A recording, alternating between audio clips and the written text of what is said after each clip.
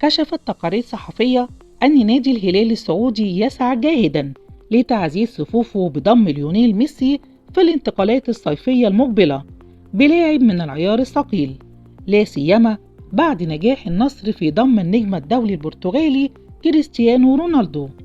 وينتهي عقد ميسي مع باريس سان جيرمان الفرنسي عقب نهاية الموسم الحالي، ويعاني الهلال في يناير الجاري من قرار الحرمان من ضم لاعبين جدد بسبب العقوبة الموقعة على النادي في أزمة لاعب الفريق محمد كنو.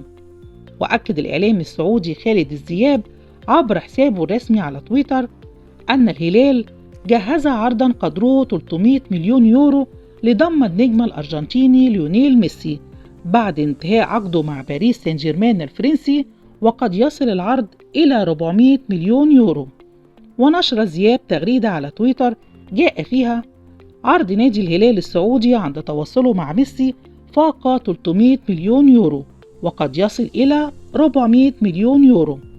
وأضاف الإعلامي السعودي: اللاعب يرحب بالفكرة في المستقبل. وأكدت قناة تي واي سي الأرجنتينية في وقت سابق رغبة الهلال في ضم ليونيل ميسي للرد بقوة على انتقال كريستيانو رونالدو لصفوف النصر. وتنتهي عقوبة القيد على الهلال في فترة الانتقالات الصيفية 2023، وحينها يستطيع ضم صفقات جديدة. ويريد الهلال رد الضربة القوية من النصر بعد ضم رونالدو، حيث يطمح لضم الأرجنتيني ليونيل ميسي بطل العالم.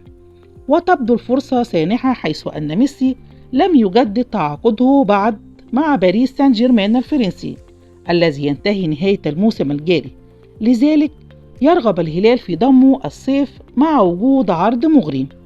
وقالت التقارير السعودية إن نادي الهلال بدأ بالفعل بالتفاوض مع ليونيل ميسي للانضمام إلى صفوفه خلال فترة الانتقالات الصيفية بصفقة قدرت بنحو 300 مليون يورو سنويا.